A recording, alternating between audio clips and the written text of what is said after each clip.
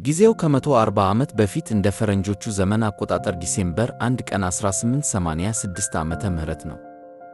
ከዌልስ ተነስቶ ውቢቷን የለንደን ከተማ ለሁለት ከፍሎ የሚፈሰውና በእንግሊዝ ታላቁና ረጅሙ የቴም ወንዝ ዳርቻ ደቡባዊ ለንደን ከዎልዊች የጦር መሳሪያ ፋብሪካ የተውጣጡ በርካታ ሠራተኞች የእግር ኳስ ቡድን ለመመስረት ወሰኑ።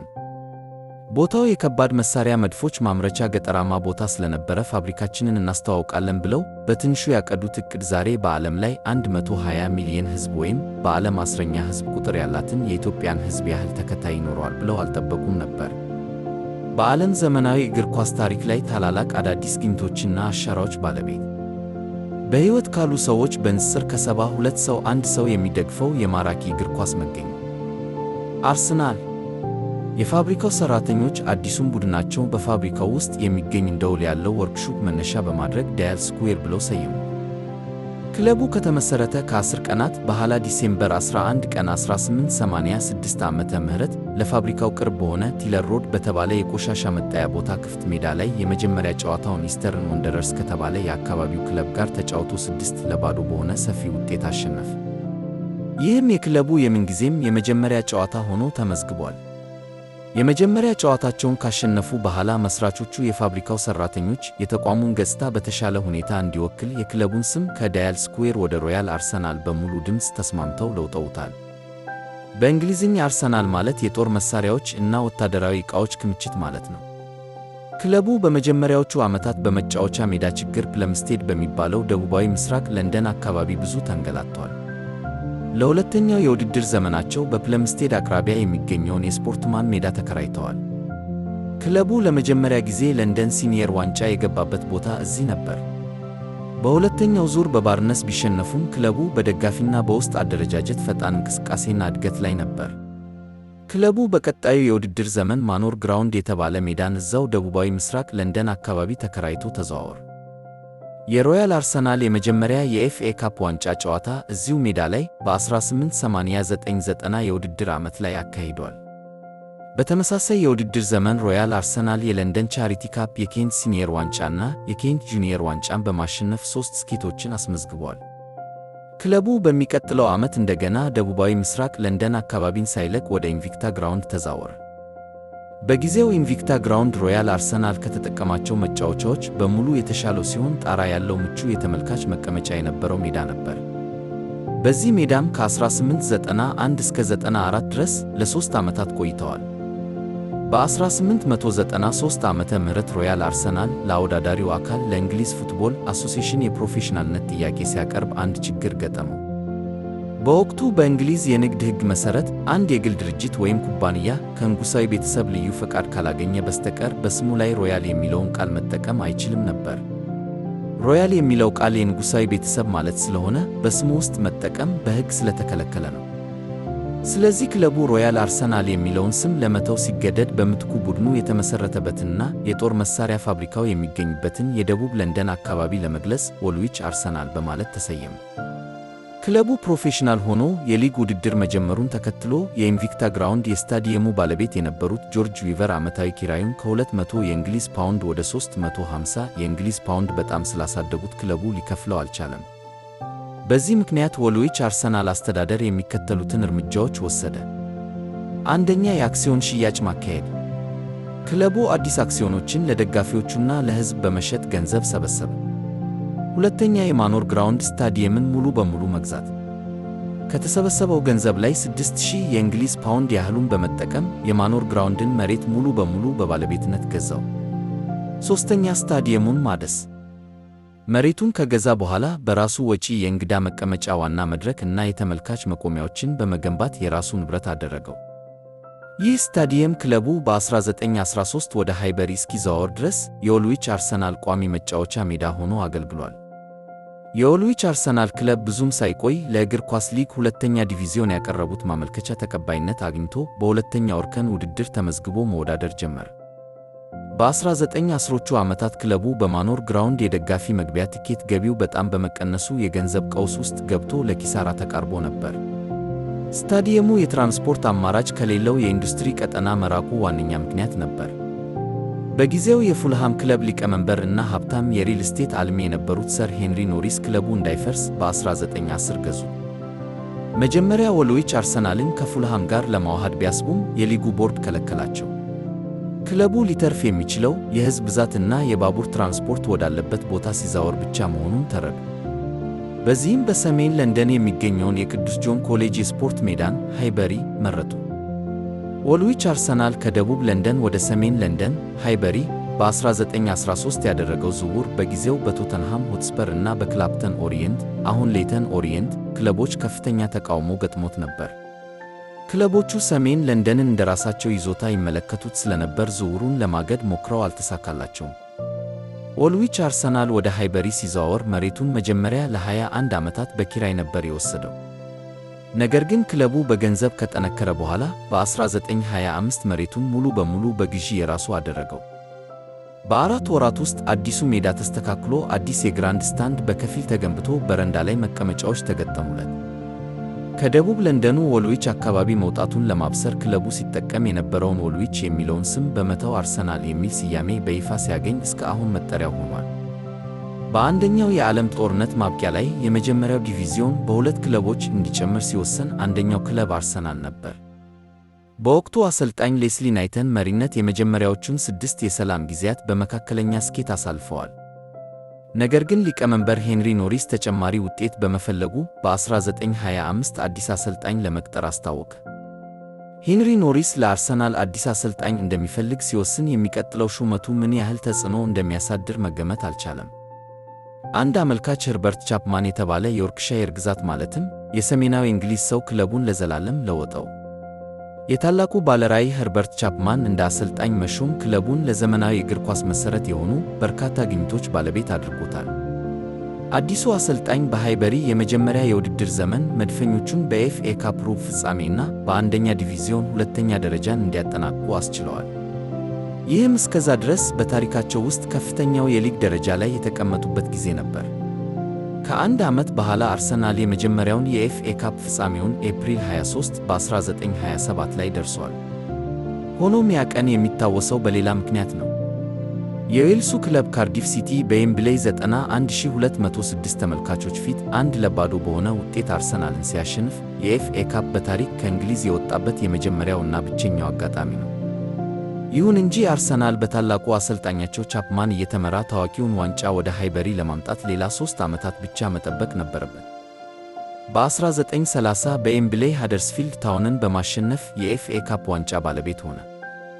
ድሉ የአርሰናል የረጅም ጊዜ የእንግሊዝ እግር ኳስ የበላይነት መጀመሩን የሚያሳይ ሲሆን እንደ አሌክስ ጄምስ እና ክሊፍ ባስቲን ያሉ ኮከብ ተጫዋቾች በታላቅ ደረጃ ላይ በመገኘታቸው አርሰናል የእግር ኳስ ዓለም ቅናት እንዲሆን አድርጎታል። በዚሁ የውድድር ዘመን ክለቡ የመጀመሪያውን የሊግ ዋንጫ ማሸነፍ ችሏል። በዚህ ሂደት ውስጥ 66 ነጥቦችን በማስመዝገብ በወቅቱ ሪከርድ ሰብሯል።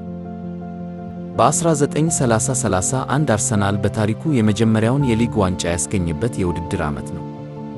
በ1931-32 የውድድር ዘመን አርሰናል ከሊጉ ዋንጫና ከኤፍኤ ካፕ ቅርብ ርቀት ላይ የነበረ ቢሆንም የኤፍኤ ቻሪቲ ሺልድ ብቻ አሸንፏል።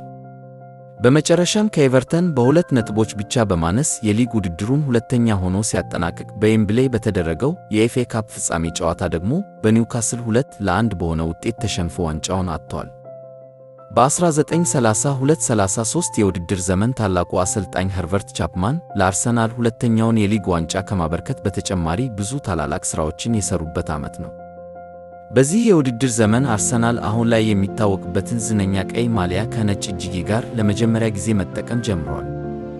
አርሰናል በ1986 ዳያል ስኩዌር በመባል ሲመሠረት የለበሰው ማሊያ ከሱሪውና ካልሲው ጋር በሙሉ በርገንዲ ወይም ዳርክ ሬድ ቀለም ያለው ማሊያ ነበር።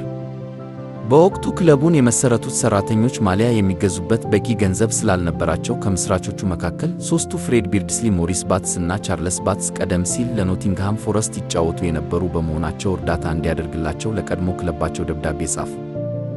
ኖቲንግሃም ፎረስት ለአዲሱ ክለብ መመስረቻ የሚሆን አንድ ሙሉ በርገንዲ ወይም ዳርክ ሬድ ማሊያ እና ኳስ በነፃ ላከላቸው። አርሰናልም ይህንን ስጦታ የመጀመሪያው ማሊያው አድርጎ መጠቀም ጀመረ። የቼክ ሪፐብሊክ ሀገር ክለብ የሆነው ስፓርታ ፕራግ የወቅቱ ፕሬዝዳንት ዶክተር ፔትሪክ በ1906 ለንደንን በጎበኙበት ወቅት ኦልዊች አርሰናልን ከተመለከቱ በኋላ ወደ ቼኮስሎቫኪያ ሲመለሱ በማሊያው በጣም ስለተነሳሱ ቡድናቸው በተመሳሳይ ቀለም እንዲጫወት አደረጉ።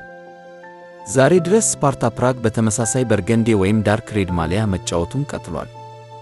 እንደ አውሮፓውያን ዘመን አቆጣጠር በማርች 1933 ከአርሰናል ጋር ለ46 ዓመታት አብሮ የዘለቀውን በርገንዴ ወይም ዳርክ ሬድ ማሊያ በመቀየር ቀይ አካልና ነጭ እጅጌ ያለው አዲስ ማሊያ በታላቁ አሰልጣኝ ኸርበርት ቻፕማን አማካኝነት አስተዋወቀ። ይህ ለውጥ የመጣበት ምክንያት ተጫዋቾች በክረምት ወቅት በጭቃና በደመናማ የአየር ሁኔታ ውስጥ ኳስ እንዲቆጣጠሩና የቡድን አጋሮቻቸውን በቀላሉ አይተው ኳስ እንዲያስተላልፉ እይታ ቪዚቢሊቲ ለመጨመር ነበር። ታላቁ አሰልጣኝ ኸርበርት ቻፕማን በስታዲየም ውስጥ አንድ ደጋፊ በነጭ ሸሚዝ ላይ ቀይ እጅጌ የሌለው ሹራብ ለብሶ ሲመለከት በዓይን ውስጥ የሚፈጥረው እይታ ማራኪ ሆኖ ስላገኘው ተመስጦበታል ይባላል። ታላቁ አሰልጣኝ ኸርበርት ቻፕማን ጓደኛው ከሆነው ታዋቂው የካርቱን ባለሙያ ቶም ዌብስተር ጋር ጎልፍ ሲጫወት ቶም ተመሳሳይ የሆነ እጅጌ የሌለው ቀይ ሹራብ በነጭ ሸሚዝ ላይ ለብሶ በማየቱ ሐሳቡ መጣለት በማለት በታሪክ ጸሐፊዎች ተመዝግቧል። ቻፕማን ማሊያውን ብቻ ሳይሆን የቡድኑን ካልሲም ጭምር ቀይሯል። በካልሲው ላይ ሰማያዊ መስመሮች ያስገባ ሲሆን ይህም ተጫዋቾች አንገታቸውን ደፍተው ኳስ በሚያዩበት ጊዜ የቡድን አጋሮቻቸውን እግር በቀላሉ ለይተው እንዲያውቁ የረዳ ሌላው ስልታዊ ፈጠራው ነበር። ከማሊያ ቀለም ለውጥ በተጨማሪ ኸርበርት ቻፕማን እንደ አውሮፓውያን ዘመን አቆጣጠር በማርች 1928 ከሼፊልድ ዌንስዴይ ጋር በነበረ ጨዋታ በእንግሊዝ እግር ኳስ ታሪክ ውስጥ ለመጀመሪያ ጊዜ የተጫዋቾች ማሊያ ላይ ቁጥር እንዲኖር ያደረገ ቀዳሚው አሰልጣኝ ነው። ቻፕማን በምሽት ጨዋታዎችን ለማድረግ የሚያስችሉ የስታዲየም መብራቶችን በማስገባት ለዛሬው የማታ ጨዋታዎች መሠረት የጣለ የፈጠረ አባት ነው። በተጨማሪም በጭጋጋማ እና ክረምት የአየር ጸባይ ላይ በግልጽ የሚታዩ ነጫጭ ኳሶችን እንዲጠቀሙ ማለትም የመደበኛ መፋለሚ ኳስ ነጭ ቀለም እንድትሆን ያደረገው ራሱ ታላቁ አሰልጣኝ ኸርበርት ቻፕማን ነው። ታላቁ አሰልጣኝ ኸርበርት ቻፕማን በወቅቱ የእግር ኳስ ታክቲክን በመፍጠር ለብዙ ዓመታት በዓለም እግር ኳስ ላይ የበላይነት የወሰደውን 3-2-2-3 ወይም WM በመባል የሚታወቀውን አሰላለፍ ፈጥሮ በተግባር አውሏል። ይህም የአርሰናልን የ1930ዎቹን የበላይነት ሙሉ በሙሉ የወሰነ የጨዋታ ስልት ነው። በዚህ ወቅት አርሰናል በ8 ዓመታት ውስጥ 5 የሊግ ዋንጫዎችን፣ 2 የኤፍኤ ካፕ ዋንጫዎችን እንዲሁም 4 የኤፍኤ ቻሪቲ ወይም አሁን ኮሚዩኒቲ ሺልድ የሚባለውን የአሸናፊዎች አሸናፊ ዋንጫ በአጠቃላይ 11 ዋንጫዎችን ማሸነፍ ችሏል። በወቅቱ የአርሰናልን ስኬት የተመለከቱ በርካታ የእንግሊዝ እና የዓለም ክለቦች እና ብሔራዊ ቡድኖች ይህንን WM በመባል የሚታወቀውን አሰላለፍ ታክቲክን መቅዳት እና መጠቀም ጀምረዋል። ይህ አሰላለፍ እስከ 1950ዎቹ የብራዚል 4-2-4 እና የሃንጋሪ አስደናቂ ታክቲክ መምጣት ድረስ በዓለም ላይ ተመራጭ የነበረ ታክቲክ ነው። ባጭሩ የWM ታክቲክ ኸርበርት ቻፕማን ከዘመኑ ምን ያህል ቀድሞ ያስብ የነበረ የታክቲክ ሊቅ መሆኑን ያረጋገጠበት ታላቅ ሥራው ነው። ታላቁ አሰልጣኝ ኸርበርት ቻፕማን በክለቡ ውስጥ የመጀመሪያውን የፊዚዮቴራፒስት የአካል ብቃትና ሕክምና ክፍል በማቋቋም የተጫዋቾችን የአካል ብቃት አብዮት ፈጥሯል። ይህንን የእርሱን ግኝት በመከተል ሌሎች ክለቦችም የሕክምና ባለሙያዎችን በቡድናቸው ውስጥ ማካተት ጀምረዋል። ቻፕማን ክለቡ በሜዳ ላይ ብቻ ሳይሆን ከሜዳ ውጭም ታላቅና ዘመናዊ መሆን አለበት ብሎ ያምን ነበር። ለዚህም የሃይበሪ ስታዲየምን የእግር ኳስ አምልኮ ቦታ የሚባል ቅጽል ስም እስኪወጣለት ድረስ ቀይሮታል። ቻፕማን ከፍተኛ ገንዘብ በማውጣት በወቅቱ እጅግ ዘመናዊ እና ውብ የነበረውን የምዕራብ መቀመጫ ወይም ዌስት ስታንድ በ1932 አስገነባ። ይህ ስታንድ በሥነ ሕንፃ ውበቱ በጣም የታወቀ ነበር። በስታዲየሙ የተጫዋቾች መልበሻ ክፍል ውስጥ ዘመናዊ የወለል ማሞቂያ አንደርፍሎር ሂቲንግ፣ ዘመናዊ የሕክምና ክፍሎች፣ መታጠቢያዎች እንዲሰሩ አድርጓል። ለቪአይፒ እንግዶች የሚሆን በቅንጦት ማርብል ያማሩ አዳራሾችና ማረፊያዎች አሰርቶ ክለቡ ከጨዋታ ሰዓት ውጭም ሳይቀር የቅንጦት መስተንግዶና የሆቴል አገልግሎት እንዲሰጥ አስችሎታል። ቻፕማን ተጫዋቾችም ሆነ ደጋፊዎች ጨዋታው ለማለቅ ምን ያህል ደቂቃ እንደቀረው እንዲያውቁ በስታዲየሙ ውስጥ ትልቅ ሰዓት አስገጠመ። ይህ ሰዓት በኋላ ዘ ክሎክ ኢንድ ለተባለው የአርሰናል ስታዲየም ታዋቂ ክፍል መፈጠር ምክንያት ሆኗል። አርሰናል በታላቁ አሰልጣኝ ኸርበርት ቻፕማን እየተመራ በውጤትና በዝና ለንደን ውስጥ ትልቅ ተጽዕኖ ፈጣሪ በመሆኑ በሃይበሪ ስታዲየም አቅራቢያ የሚገኘው የባቡር ጣቢያ ስያሜ ወደ አርሰናል አንደርግራውንድ ስቴሽን ተብሎ እንዲቀየር አድርጓል። ይህም እግር ኳስ ክለብ ስም የተሰየመ ብቸኛው የባቡር ጣቢያ ነው። ታዋቂው እና ታሪካዊው የእንግሊዝ እግር ኳስ አሰልጣኝ ኸርበርት ቻፕማን ከአውሮፓ ሻምፒዮንስ ሊግ መፈጠር ከ20 ዓመታት በፊት አብዮታዊ የፓን አውሮፓ እግር ኳስ ውድድር ጽንሰ ሐሳብ አንስቶ ነበር። ቻፕማን በወቅቱ በ1920ዎቹና 30ዎቹ በእንግሊዝ ከነበረው ከእኛ ውጭ እግር ኳስ የሚያውቅ የለም ከሚል የገለልተኝነት አስተሳሰብ በተለየ ለአውሮፓ አህጉራዊ እግር ኳስ ትልቅ ክብር ነበረው። ቻፕማን የአውሮፓ ምርጥ ክለቦች እርስ በእርስ የሚጋጠሙበት ይፋዊ የአህጉር አቀፍ ውድድር እንዲመሰረት የመጀመሪያውን ሐሳብ አቅርቧል። ይህ ሐሳብ እሱ በሕይወት በነበረበት ጊዜ ባይሳካም ከ20 ዓመታት በኋላ አሁን ለምናየው የአውሮፓ ሻምፒዮንስ ሊግ መፈጠር መንገዱን የጠረገ ቀዳሚ ዕቅድ ነበር። ቻፕማን የአርሰናል አሰልጣኝ በነበረበት ወቅት ቡድኑን ይዞ በአውሮፓ በመጓዝ ከአውሮፓ ጠንካራ ክለቦች ጋር የወዳጅነት ጨዋታዎችን ያደርግ ነበር።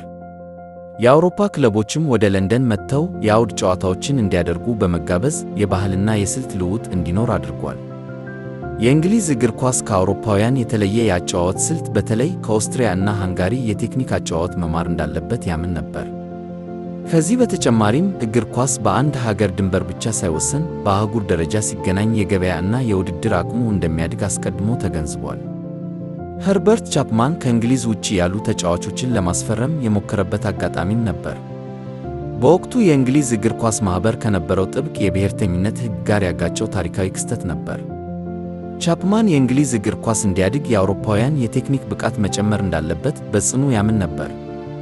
ታላቁ አሰልጣኝ ኸርበርት ቻፕማን በወቅቱ የዓለማችን ምርጥ ግብ ጠባቂ ተብሎ የሚታሰበው ሩዲ ሂደን የተባለውን የኦስትሪያ ብሔራዊ ቡድን ግብ ጠባቂ በ1930 ወደ አርሰናል ለማምጣት ፈልጎ ነበር። የአርሰናል ተጫዋቹን የማስፈረም ጥያቄ በወቅቱ በነበሩት የሊጉ ክለቦች እና በእግር ኳስ ማኅበሩ ዘንድ ከፍተኛ ተቃውሞ ገጠመው። ምክንያቱ ደግሞ የባዕድ አገር ተጫዋቾች የእንግሊዝ ወጣቶችን ዕድል ያሳጣሉ በሚል ስጋትና በወቅቱ በነበረው የብሔረተኝነት ስሜት ምክንያት ነበር። የብሪታንያ የሠራተኞች ሚኒስቴር ለኦስትሪያዊው ግብ ጠባቂ የሥራ ፍቃድ ለመስጠት ፈቃደኛ ሳይሆን ዝውውሩ ተጨናገፈ። ታላቁ አሰልጣኝ ኸርበርት ቻፕማን ተጫዋቾችን በማስፈረም ረገድ በጣም ጎበዝ፣ ቆራጥ እና አርቆ አሳቢ ነበር። በወቅቱ በገንዘብም ሆነ በስልት ትላልቅ ዝውውሮችን በመፈጸም ቡድኑን ገንብቷል። ዴቪድ ጃክ የተባለውን ተጫዋች በ1928 በወቅቱ የዓለም ውድ ዝውውር ሪከርድ በነበረ 10,890 ፓውንድ ለቦልተን ወንደረርስ ክለብ በመክፈል ሲያስፈርም ልዩ ስልት እንደተጠቀመ ይነገርለታል። ዝውውሩን ለማጠናቀቅ ቻፕማን የቦልተን ክለብ ኃላፊዎችን በሆቴል ጋብዞ አስተናጋጆቹ ለእነሱ አልኮል የበዛበት መጠጥ እንዲሰጡ፣ ለእሱ ግን አልኮል የሌለው መጠጥ እንዲያቀርቡ በድብቅ አዟል። በዚህ ስልት የቦልተን ኃላፊዎች ሰክረው ዋጋውን እንዲቀንሱ በማድረግ ዝውውሩን አሳክቷል።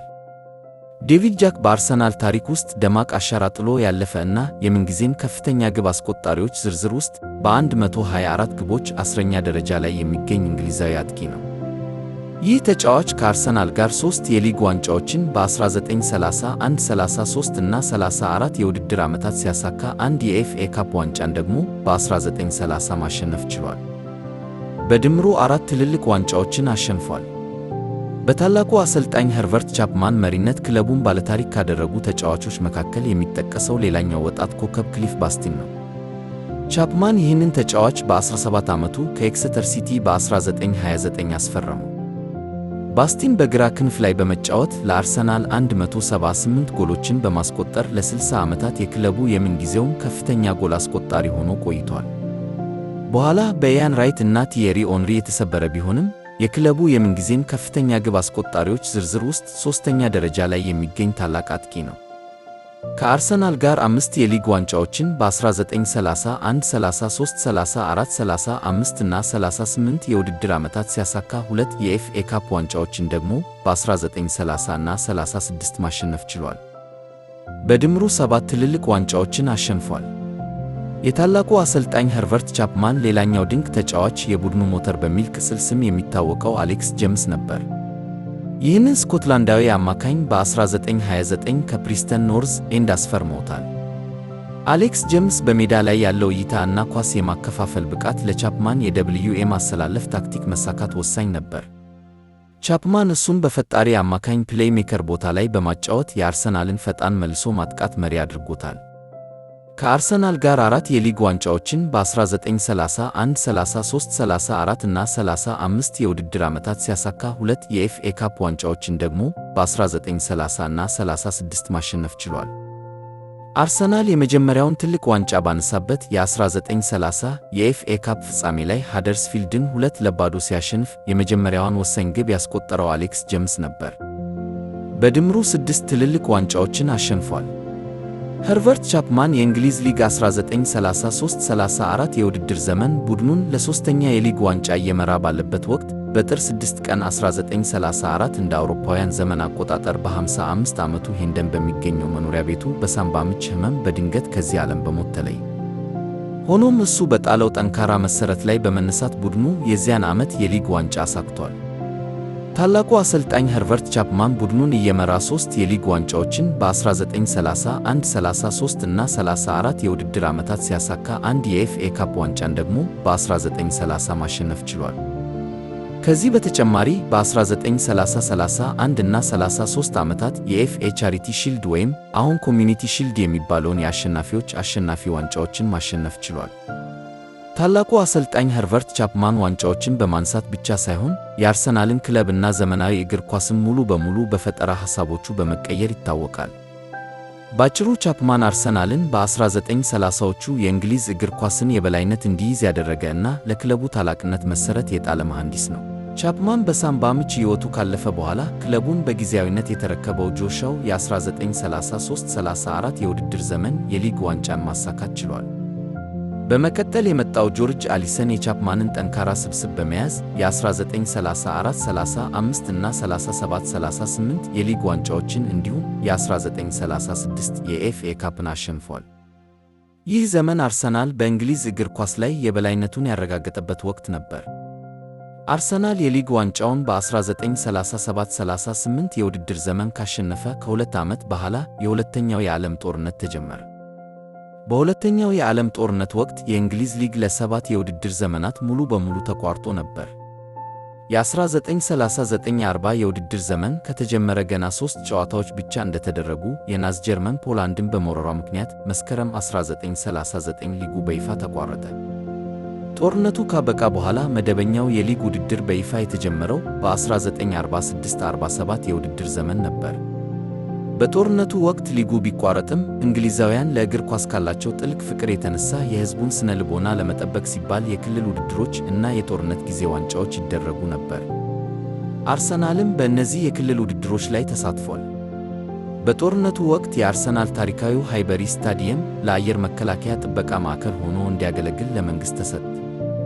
በዚህ ምክንያት አርሰናል በጦርነት ጊዜ የሜዳው ጨዋታዎቹን ያደርግ የነበረው በመራር ተቀናቃኙ የቶተንሃም ሆትስፐር ስታዲየም ዋይት ሃርት ሌን ላይ ነበር። በጦርነቱ ወቅት የአርሰናል ታሪካዊው ሃይበሪ ስታዲየም በቦምብ ተመትቶ ከፊል ክፍሉ በተለይ ሰሜናዊ መቀመጫው ኖርዝ ስታንድ ከፍተኛ ጉዳት ደርሶበት ነበር። አርሰናል ጦርነቱ ካበቃ በኋላ በነበረው የመጀመሪያው የውድድር ዘመን በ1946-47 ደካማ አፈጻጸም አሳይቶ 13ኛ ደረጃን ይዞ አጠናቀቀ። በመሆኑም ክለቡ አዲስ መነቃቃትን ለመፍጠር ቶም ዊታከርን በዋና አሰልጣኝነት ሾመ። ዊታከር የቀድሞ የታላቁ አሰልጣኝ የኸርበርት ቻፕማን የቅርብ ረዳት የነበረ በመሆኑ የክለቡን ፍልስፍና በሚገባ ያውቅ ነበር። ዊታከር በወጣትነቱ ለአርሰናል በክንፍ ተከላካይነት ፉልባክ ይጫወት የነበረ ቢሆንም በደረሰበት ከባድ የጉልበት ጉዳት ምክንያት በ1925 የእግር ኳስ ተጫዋችነቱን ለማቆም ተገደደ። እግር ኳስም ካቆመ በኋላ በክለቡ ውስጥ የስፖርት ሕክምናን በማጥናት የክለቡ ዋና የፊዚዮቴራፒስት ሆነ። በሜዳ ላይ ጉዳት የደረሰባቸውን ተጫዋቾች በፍጥነት እንዲያገግሙ በመርዳት እጅግ የተመሰገነ እና የዘመናዊ ሕክምና ዘዴዎችን ያስተዋወቀ ባለሙያ ነበር። ታላቁ አሰልጣኝ ኸርበርት ቻፕማን በ1927 አርሰናልን ሲረከብ የዊታከርን የእግር ኳስ ዕውቀት እና ታማኝነት በመመልከት የቅርብ ረዳቱ አደረገው። ቶም ዊታከር በ1947 የክለቡ ዋና አሰልጣኝ ሆኖ ከተሾመ በኋላ ጦርነቱ ሲያበቃ ስታዲየሙን ጠግኖ እና ስብስቡን አደራጅቶ በ1947-48 የውድድር ዘመን ወዲያውኑ የሊጉን ዋንጫ ማሸነፍ ችሏል። ቶም ዊታከር ተጨማሪ ኤፍኤ ካፕ ዋንጫን በ1950 እንዲሁም ለእርሱ ሁለተኛውን ለክለቡ 7ኛውን የሊግ ዋንጫ በ1952-53 የውድድር ዘመን ማሳካት ችሏል። ይህ የሊግ ዋንጫ አርሰናል እስከ 1971 ድረስ ያነሳው የመጨረሻው የሊግ ዋንጫ ነበር። ቶም ዊታከር ለአርሰናል እግር ኳስ ክለብ ከ40 ዓመታት በላይ በተጫዋችነት፣ በሐኪምነት፣ በረዳት አሰልጣኝነት እና በዋና አሰልጣኝነት ያገለገለ የክለቡ ታላቅ ባለውለታ እና ታሪክ ሰሪ አሰልጣኝ ነው። ከእግር ኳስ ባለሙያነቱ በተጨማሪ በሁለተኛው የዓለም ጦርነት ጊዜ ዊታከር የሀገሩን ጥሪ ተቀብሎ የአየር ኃይልን የሕክምና ክፍል ተቀላቅሎ አገልግሏል። በጦርነቱ ወቅት ላሳየው ታላቅ የጀግንነት እና የሕክምና አገልግሎትም የብሪታንያ መንግሥት ከፍተኛ ክብር የሚሰጠውን የኤምቢኢ ማዕረግ ሸልሞታል። ቶም ዊታከር ልክ እንደ መምህሩ እና እንደ ጓደኛው ኸርበርት ቻፕማን ሁሉ ክለቡን በከፍተኛ ኃላፊነት ላይ እያገለገለ በጥቅምት 24 1956 በድንገት በተከሰተ የልብ ሕመም ሀርት አታክ በ58 ዓመቱ ከዚህ ዓለም በሞት ተለየ። ልክ እንደ መምህሩ እና ጓደኛው ኸርበርት ቻፕማን ሁሉ ቶም ዊታከርም ክለቡን በኃላፊነት ላይ እያገለገለ ሕይወቱ ያለፈ ሁለተኛው የአርሰናል ታላቅ አሰልጣኝ ሆኖ በታሪክ ተመዝግቧል። አርሰናል ከሁለተኛው የዓለም ጦርነት በኋላ የተወሰኑ ዋንጫዎችን ቢያሸንፍም ለረጅም ጊዜ በውጤት ማሽቆልቆል ውስጥ አልፏል። ከአሰልጣኝ ቶም ዊታከር ሞት በኋላ እንዲሁም በ1960ዎቹ አርሰናል በታሪኩ እጅግ መጥፎ ወደሚባለው የውጤት ማጣት ውስጥ ገብቶ ነበር። ለ13 ዓመታት ያህል ምንም ዋንጫ አላሸነፈም። በሊጉም እስከ 14ኛ ደረጃ ድረስ ወርዶ ነበር። ክለቡ አዲስ ተስፋ በፈለገበት በዚያ ጨለማ ወቅት በ1966 የአርሰናል ቦርድ ማንም ያልጠበቀውን ውሳኔ ወሰነ። ለ6 ዓመታት የክለቡ ፊዚዮቴራፒስት ሆኖ ያገለገለውን በርቲ ሚን ዋና አሰልጣኝ አድርጎ ሾመ። ይህ ውሳኔ በብዙዎች ዘንድ እንደ እብደት ተቆጥሮ ነበር። በርቲ ሚ እግር ኳስን በፕሮፌሽናል ደረጃ ተጫውቶ አያውቅም፣ ነገር ግን በጦር ሰራዊት ውስጥ ያሳለፈ በመሆኑ እጅግ ጥብቅ የሆነ የብረት ዲሲፕሊን፣ የሥነ ሥርዓትና የክብር መርህ ነበረው።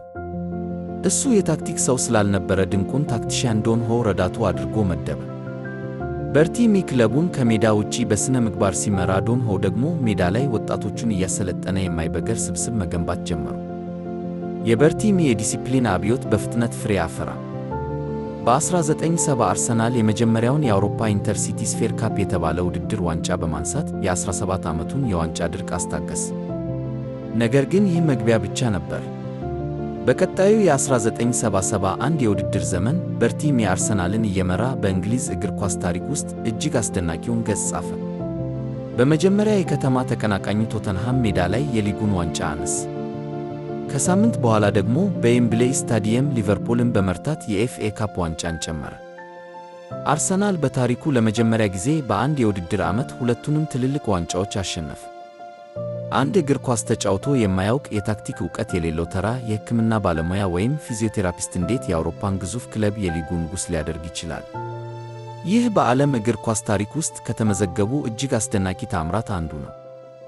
በርቲ ሚ እግር ኳስን ያሸነፈው በታክቲክ ሳይሆን በሥነ ሥርዓት፣ በታማኝነትና በታላቅ አመራር ነበር። እስከ 1976 የውድድር ዘመን በነበረው ቆይታው አርሰናልን ከውድቀት አውጥቶ የለንደንና የእንግሊዝ ኩራት አድርጎታል። በርቲ ሚ በ1976 ክለቡን ሲለቅ የአሰልጣኝነት ቦታን የተረከበው የቀድሞ የክለቡ አምበል ቴሪ ኒል ነበር። ቴሪ ኒል በ34 ዓመቱ ክለቡን በመረከብ በታሪክ ትንሹ አሰልጣኝ ሆነ። ቴሪ ኒል እንደ ሊያም ብራዲ እና ዴቪድ ኦሊሪ ያሉ ድንቅ አይሪሽ ተጫዋቾችን በመያዝ ማራኪ የማጥቃት እግር ኳስ ማሳየት ጀመረ። በአውሮፓ መድረክ ስሙ የናኘው ይህ ስብስብ አርሰናልን ለ3 ተከታታይ ዓመታት ለኤፍኤ ካፕ ፍጻሜ ማድረስ ችሎ ነበር። ነገር ግን ቡድኑ በቴሪ ኒል ዘመን በ1979 አንድ ኤፍኤ ካፕ ዋንጫን ብቻ በማሳካት በ1983 በበርቲ ሚ የቀድሞ ረዳት ታክቲሽያን ዶን ሆ ቡድኑን ተተካ። ዶን ሆ ምንም እንኳን ትልቅ ዋንጫ ባያነሳም ለአርሰናል የወደፊት ስኬት ትልቅ መሠረት ጣለ። እንደ ቶኒ አዳምስ እና ዴቪድ ሮካስል ያሉ የክለቡን የአካዳሚ ውጤቶች ወደ ዋናው ቡድን ያመጣው እሱ ነበር። ክለቡ ለ10 ዓመታት ከሊግ ዋንጫ በመራቁ የሃይበሪ ቦርድ ጨካኝ ውሳኔ መወሰን ነበረበት። በግንቦት በ1980 ስኮትላንዳዊውን ጆርጅ ግርሃም አዲሱ አሰልጣኝ ሆኖ ተሾመ። ጆርጅ ግርሃም በ1971 የውድድር ዘመን አርሰናል በበርቲ ሚ እየተመራ በአንድ የውድድር ዓመት ሁለቱንም ትልልቅ ዋንጫዎች ሲያሸንፍ የቡድኑ ተጫዋች ነበር። የጆርጅ ግርሃም ቡድን እጅግ በጣም በተደራጀ፣ ጠንካራ እና በማይበገር የተከላካይ መስመር ስልቱ ይታወቃል። በወቅቱ የተቃራኒ ቡድን አጥቂዎችን ከመስመር ውጪ ኦፍሳይት በማስገባት የሚታወቀው የተከላካዮች ስብስብ የተገነባው በዚህ ዘመን ነበር።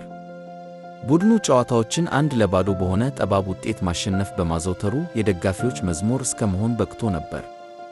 ጆርጅ ግርሃም በክለቡ ውስጥ ከፍተኛ የዲሲፕሊን ሕግጋትን፣ ጥብቅ የአካል ብቃት ሥልጠናዎችን እና የተከላካይ መስመር ስልቶችን በዝርዝር በማስተማር የሚታወቅ አሰልጣኝ ነበር። አርሰናል በአሰልጣኝ ጆርጅ ግርሃም እየተመራ በ1989 የሊጉን ዋንጫ ከ18 ዓመታት በኋላ አነሳ። ከሁለት ዓመታት በኋላ ጆርጅ ግርሃም ለራሱ ሁለተኛውን ለአርሰናል 10ኛውን የሊግ ዋንጫ በ1990-91 የውድድር ዘመን ማሳካት ችሏል።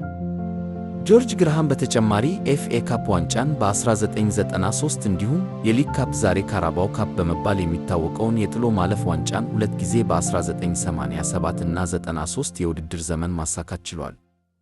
ከዚህ በተጨማሪ በአውሮፓ መድረክ በ1994 የአውሮፓ ካፕ ዊነርስ ካፕ የተባለ አሁን የቀረ ውድድር ዋንጫን ማሸነፍ ችሏል። ጆርጅ ግርሃም በ1995 ክለቡን ሲለቅ የአሰልጣኝነት ቦታን የተረከበው በወቅቱ ከጃፓን ሊግ የመጣውና ጋዜጠኞችን ሳይቀር ስለማንነቱ እንዲጠይቁ ያደረገ ነገር ግን አርሰናልን የ120 ሚሊዮን ዓለም አቀፋዊ ደጋፊዎች ባለቤት ያደረገው ተወዳጅ የእግር ኳስ አባት ፈረንሳዊው ፕሮፌሰር አርሰን ቬንገር ነበር። አርሰን ቬንገር የክለቡን ብቻ ሳይሆን የመላው እንግሊዝ እግር ኳስ ባህልና ፍልስፍና የቀየረ ታላቅ መሪ ነው። አርሰን ቬንገር አርሰናልን እንደተረከቡ በክለቡ ውስጥ ታላቅ አብዮት ፈጠሩ። የተጫዋቾችን የአመጋገብ ሥርዓት ቀየሩ፣ የቪታሚን አጠቃቀም እና ሳይንሳዊ የልምድ ዘዴዎችን ጀመሩ። አሰልቺ የነበረውን የአርሰናል አጨዋወት ወደ ፈጣን፣ ማራኪ እና በአጫጭር ቅብብሎች ላይ የተመሠረተው እግር ኳስ ለወጡ። ገና በሁለተኛው ዓመታቸው በ1998 የውድድር ዘመን ቬንገር የማይታመነውን አደረጉ። የእንግሊዝ ፕሪሚየር ሊግ እና የኤፍኤ ካፕ ዋንጫን በአንድ ላይ በመውሰድ ሁለቱንም ዋንጫዎች አሸነፉ። እንግሊዝ አዲሱን ንጉሥ አገኘች። የአርሰን ቬንገር ስኬት በዚህ አላበቃም። በ2002 የውድድር ዘመን በድጋሚ የእንግሊዝ ፕሪሚየር ሊግ እና የኤፍኤ ካፕ ዋንጫን በአንድ ላይ በመውሰድ ሌላ ታሪክ ማሳካት ቻሉ። ነገር ግን የቬንገር ትልቁ ድንቅ ሥራ ገና ወደፊት ነበር። በ2003-2004 የውድድር ዘመን ምናልባት በእንግሊዝ እግር ኳስ ታሪክ ውስጥ የማይደገም ታሪክ የተጻፈበት ዓመት ነበር። አርሰን ቬንገር እና የምንጊዜም ጀግኖች ልጆቻቸው ቲዬሪ ኦነሪ፣ ፓትሪክ ቪዬራ፣ ዴኒስ ቤርካምፕ ስብስብ ሙሉ የውድድር ዘመኑን ከ38 ጨዋታዎች 26 አሸንፈው 12 አቻ ወጥተው በአንድም ጨዋታ ሳይሸነፉ 90 ነጥብ በመሰብሰብ የእንግሊዝ ፕሪሚየር ሊግ ዋንጫን አሸነፉ። ለዚህም ስኬታቸው ዘ ኢንቪንሲብልስ ወይም የማይደፈሩት የሚል ስም ተሰጥቷቸው ለዘላለም ይታወሱበታል። ይህ ቡድን የ2003-2004 የውድድር ዘመን ካለቀም በኋላ ሳይሸነፍ ያደረገው ጉዞ 49 ጨዋታዎች ላይ ደረሰ። እስከ ዛሬ ድረስ ይህንን ሪከርድ የደፈረ አንድም የእንግሊዝ ክለብ የለም። ቬንገር ተጫዋቾችን በማብቃት ረገድም አስማተኛ ነበሩ። በጁቬንቱስ መስመር ላይ ጠፍቶ የነበረውን ቲዬሪ ኦነሪን አምጥተው የዓለማችን ምርጥ አጥቂ አደረጉት። ወጣቱን ሴስክ ፋብሪጋዝን ኮከብ አደረጉት። በ2005-2006 ማጠቃለያ ላይ ምንም እንኳን በባርሴሎና ቢሸነፉም ክለቡን በታሪኩ ለመጀመሪያ ጊዜ የአውሮፓ ሻምፒዮንስ ሊግ ፍጻሜ መርተው ያደረሱ ታላቅ አሰልጣኝ ናቸው። አርሰን ቬንገር ከግርሃም ዘመን በጣም የተለየ ውብ የእግር ኳስ ስልት በመጠቀም እና እንደ ቴሪ ኦንሪ፣ ፓትሪክ ቪዬራ እና ዴኒስ ቤርጋምፕ ያሉ አስደሳች የክለቡ የምንጊዜም ጀግኖች ይዘው አርሰናልን በ7 የውድድር ዘመናት 3 የሊግ ዋንጫዎችን አሸንፈዋል። የአርሰን ቬንገር የመጀመሪያዎቹ 7 ዓመታት በ3 የእንግሊዝ ፕሪሚየር ሊግ፣ በ4 የኤፍኤ ካፕ እና በ4 የኤፍኤ ኮሚኒቲ ሺልድ የአሸናፊዎች አሸናፊ ዋንጫዎች ያሸበረቀ ነበር። አርሰናል በሜዳ ውስጥ እጅግ ስኬታማ ቢሆንም የአርሰን ቬንገር እጅግ ከባዱና ፈታኙ መሥዋዕትነት የሚጀምረው ግን ከ2006 የውድድር ዘመን በኋላ ነበር። 38,000 ተመልካች ብቻ የሚይዘው የድሮ ሃይበሪ ስታዲየም የክለቡን የፋይናንስ እድገት ችግር ሆኖ ነበር። በ2000ዎቹ መጀመሪያ ላይ የአርሰናልን ፋይናንስ በእጥፍ ለማሳደግ ታቅዶ 60,000 ተመልካች የሚይዝ አዲስ ዘመናዊ ስታዲየም ለመገንባት ውሳኔ ተላለፈ። በ2004 የካቲት ላይ ግንባታው የተጀመረው የኤምሬትስ ስታዲየም በሐምሌ ወር 2006 ተጠናቆ በይፋ ተመረቀ። የኤምሬትስ ስታዲየም ግንባታ ሙሉ በሙሉ ተጠናቆ ለአገልግሎት ክፍት ለመሆን 2 ዓመት ከ5 ወራት ብቻ ፈጅቶበታል።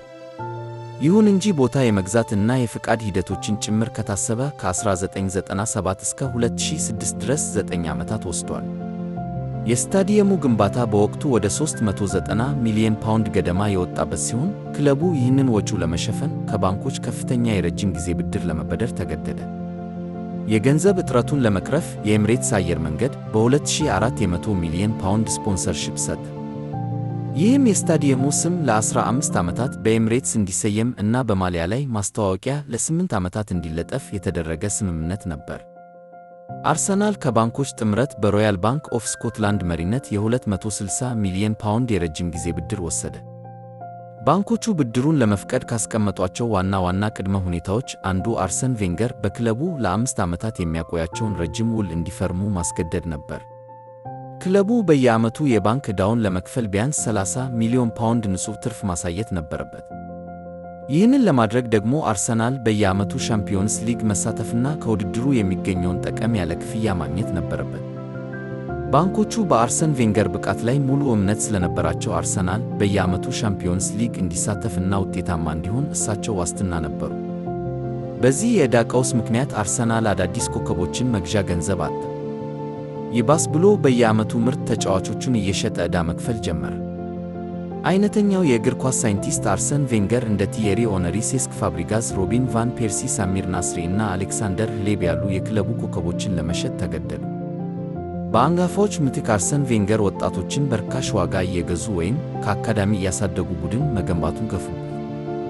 ያለምንም ትልቅ የዝውውር በጀት አርሰን ቬንገር አርሰናልን በየዓመቱ ከቼልሲ፣ ማንቸስተር ዩናይትድ እና ሊቨርፑል ጋር እየተፎካከረ አራተኛ ደረጃ ድረስ እንዲጨርስ እያስቻሉ የሻምፒዮንስ ሊግ የገንዘብ ገቢ እንዳይቋረጥ አደረጉ። ደጋፊው ክለቡ ዋንጫ ማሸነፍ አቁሞ ለአራተኛ ደረጃ ሲጫወት በመበሳጨቱ በቬንገር ላይ ከፍተኛ ተቃውሞ ማሰማት ጀመረ። ቬንገር የክለቡን የፋይናንስ እና የባንክ ስምምነቶች በይፋ ባለመናገራቸው ደጋፊው ጥፋተኛው እሳቸው እንደሆኑ አድርጎ ያስብ ነበር። እሳቸው ግን ክለቡን ከማንኛውም ጥቃት ለመከላከል ሲሉ ወቀሳውን ብቻቸውን ተቀበሉት። በእነዚህ አስቸጋሪ ዓመታት ሪያል ማድሪድ አርሰን ቬንገርን በከፍተኛ ደሞዝ ሊቀጥራቸው ደጋግሞ ቢጠይቅም እሳቸው ግን አርሰናልን በዚህ ጭንቅ ውስጥ ጥየው አልሄድም በማለት ውድቅ አደረጉት። የስታዲየሙ የንግድ ስምምነቶች ሲታደሱ እና የባንክ ዕዳው ሲቀንስ አርሰናል ወደ ገበያ ተመለሰ። ማንኛውም ትልቅ ተጫዋች ከደሞዝና ጥቅም እንዲሁም ከዋንጫ ስኬት ጋር በተገናኘ አርሰናልን በማይፈልግበት ወቅት የሪያል ማድሪድ ኮከብና የኳስ አቀጣጣይ የነበረው ሜሱት ኦዚል የአርሰን ቬንገርን ድንቅ ተንከባካቢነት ተጨምሮበት በ2013 ዓ.ም በትልቅ ዝውውር አርሰናልን ተቀላቀለ። በዚሁ በ2013-14 የውድድር ዘመን አርሰናል የኤፍኤ ካፕ ዋንጫን በማንሳት የ9 ዓመታት የዋንጫ ረሃቡን አስታገሰ። አርሰን ቬንገር በተጨማሪ ሁለት የውድድር ዘመናት በ2014-15 እንዲሁም በ2016-17 ሌሎች ሁለት የኤፍኤ ካፕ ዋንጫዎችን አሸንፈዋል። በውድድሩ ታሪክ 7 ጊዜ የኤፍኤ ካፕ ዋንጫዎችን በማሸነፍ ብቸኛው አሰልጣኝ ሲሆኑ አርሰናል ደግሞ በአጠቃላይ 14 ጊዜ በማሸነፍ ከእንግሊዝ ብቸኛው ክለብ ነው። ከሁሉም በላይ የአርሰን ቬንገር የኤምሬትስ ስታዲየም ግንባታ ዘመን ታሪክ በዋንጫ ብዛት የሚለካ ሳይሆን ክለቡን ወደ ከፋ የኢኮኖሚ ክስረት እንዳይገባ የታደጉበትና ዛሬ አርሰናል ለደረሰበት የፋይናንስ ጥንካሬ መሠረት የጣሉበት የአርሰናል ታላቁ የጀርባ አጥንት ሥራ ተብሎ የሚታወስ ነው። በአንድ አጋጣሚ አርሰን ቬንገር በሰጡት አስተያየት የዚህን ታሪክ ታላቅነት የኤምሬትስ ስታዲየምን ለመገንባት በየቀኑ ደሜን አፍስሻለሁ፣ ክለቡን በአስቸጋሪ ሁኔታ ውስጥ አሳልፌ ዛሬ ላለው ዘመናዊ ጥንካሬ ሳበቃው የሚሰማኝ ኩራት ከማንኛውም ዋንጫ ይበልጣል ብለዋል። አርሰን ቬንገር በወቅቱ የደጋፊውን ወቀሳ ችለው የዝውውር በጀት አጥተው የገነቡት ኤምሬትስ ስታዲየም ዛሬ አርሰናልን በአውሮፓ እግር ኳስ በገንዘብ አቅሙ የማይደፈር እና በዓመት ከ100 ሚሊዮን ፓውንድ በላይ የጨዋታ ቀን ገቢ የሚያስገባ የገንዘብ ማሽን አድርጎታል። አርሰን ቬንገር በ22 ዓመታት የአርሰናል ቆይታቸው 3 የእንግሊዝ ፕሪሚየር ሊግ፣ 7 የኤፍኤ ካፕ እና 7 የኤፍኤ ኮሚዩኒቲ ሺልድ የአሸናፊዎች አሸናፊ ዋንጫዎችን ሲያሸንፉ ክለቡን ባለ ዘመናዊ ስታዲየም እና ሁሉም ዘመናዊ መገልገያዎች የተሟላለት የልምድ ስፍራ ባለቤት አድርገውት በ2018 በታላቅ ክብር ተሰናብተዋል። አርሰን ቬንገር ሲሄዱ ግን ክለቡ መሪ የሌለው መርከብ ሆነ። ታላቅ የባዶነት ስሜትም ነገሰ። የአርሰን ቬንገርን ቦታ ለመተካት የስፔኑ ኡናይ ኤምሬ መጡ። ኤምሬ በመጀመሪያው የውድድር ዓመታቸው ቡድኑን ለ22 ጨዋታዎች ያለመሸነፍ ጉዞ መርተው ደጋፊውን አስደንቀው ነበር። ነገር ግን የውድድር ዓመቱ ማብቂያ ላይ መርከቧ መስጠም ጀመረች። አርሰናል በፕሪሚየር ሊጉ የመጨረሻ ሳምንታት ደካማ ውጤት በማሳየቱ አራተኛ ደረጃ ድረስ መጨረስ ባለመቻሉ ሻምፒዮንስ ሊግ መግባት ሳይችል ቀረ። ሻምፒዮንስ ሊግ ለመግባት ሙሉ ተስፋ የተጣለበት የዩሮፓ ሊግ ፍጻሜ ጨዋታ አርሰናል በተቀናቃኙ ቼልሲ 4-1 በሆነ አሳፋሪ ውጤት ተሸነፈ። ሻምፒዮንስ ሊግ የመግባት ሕልሙም ሳይሳካ ቀረ። ይህ የውድቀቱ መጀመሪያ ነበር። በ2019 በሁለተኛው የውድድር ዓመታቸው የኤምሬ ታክቲክ መስመር አጣ። ቡድኑ የራሱ መታወቂያ ጠፋው። ኤምሬ ኳስን ከግብ ጠባቂው በርካሽ ቅብብል እንዲጀምር ያስገደዱት ታክቲክ ተጫዋቾቹን ለስህተት ዳረገ። አርሰናል በእያንዳንዱ ጨዋታ በተቃራኒ ቡድን ከ20 በላይ የጎል ሙከራዎች የሚስተናገዱበት ደካማ ስብስብ ሆነ። ኤምሬ እንግሊዘኛን በሚገባ አለመቻላቸው ከተጫዋቾች ጋር ያላቸውን ግንኙነት አበላሸው። በሜዳ ላይ ያለው ቀውስ ወደ መልበሻ ክፍል ተዛመተ። ኤምሬ የቡድኑን ኮከብ ሜሱት ኦዚልን ከስብስብ ውጪ በማድረግ ከደጋፊ ጋር ተጣሉ። በህዳር 2019 ላይ አርሰናል ላለፉት 27 ዓመታት አይቶት የማያውቀውን አስከፊ ጉዞ አደረገ። በሁሉም ውድድሮች ለ7 ተከታታይ ጨዋታዎች ማሸነፍ አቃተው። የኤምሬትስ ስታዲየም ባዶ ወንበሮች እና የደጋፊዎች ቁጣ የኤምሬን ዘመን ማክተም አበሰሩ።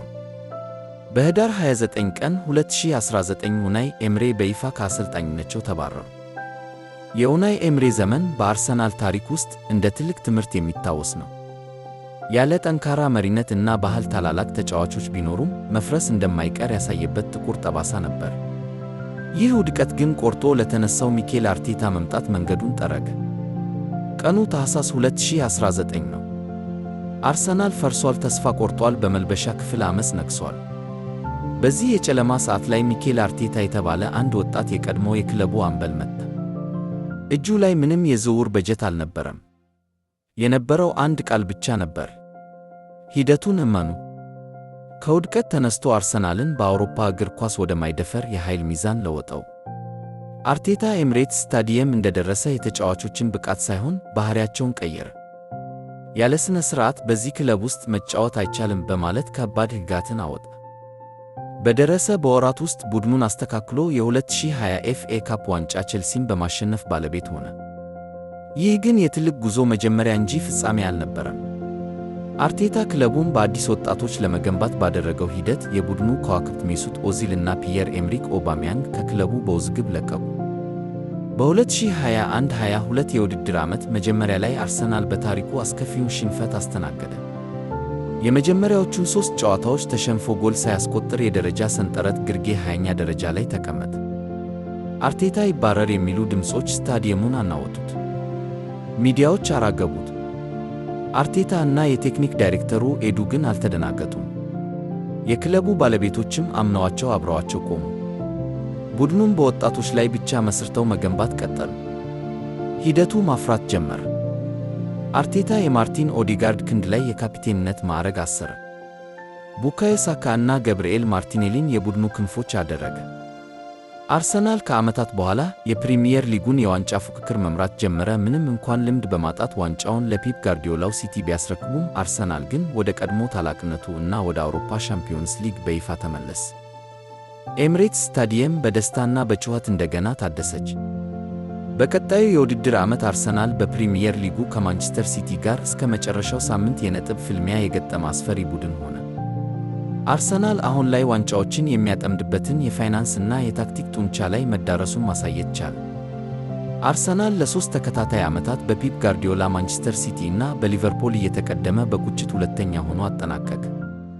ሚዲያዎችና ተቀናቃኞች አርሰናል የዋንጫ ማጠናቀቂያ ትንፋሽ የለውም እያሉ ተሳለቁባቸው። ነገር ግን ያ የልብ ስብራት አርቴታን ይበልጥ አጠነከረው። በ2025-26 የውድድር ዘመን አርቴታ የማይበገርና በጥይት የማይበሳ የዓለማችን ምርጥ የተከላካይ መስመር ገነባ። በዊሊያም ሳሊባ እና ጋብርኤል ማጋሌሽ የሚመራው የብረት ግንብ ማንኛውንም የአውሮፓ አጥቂ አየር ላይ አስቀረው።